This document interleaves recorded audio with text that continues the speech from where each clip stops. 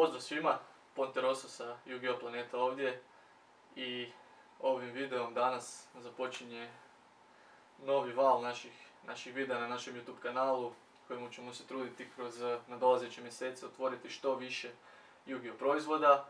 I danas za početak, za malo zagrijavanje imamo 3 Dark Illusion boostera, pa idemo vidjeti kaj ćemo dobiti, ne?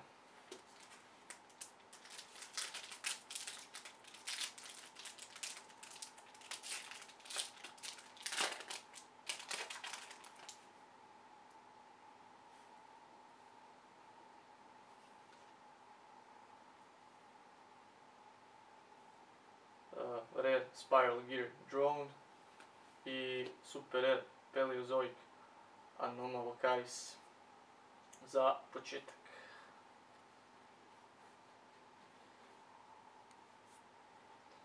I Magician's Robe.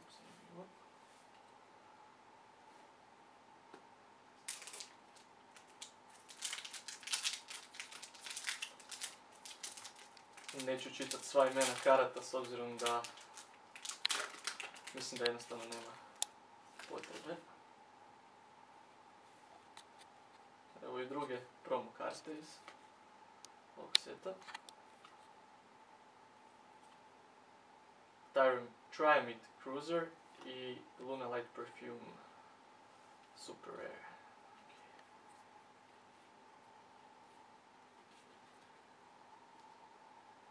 Kao i očekivano, većinom Super Rare karte, no možda ćemo u zadnjem boosteru imati više sreće.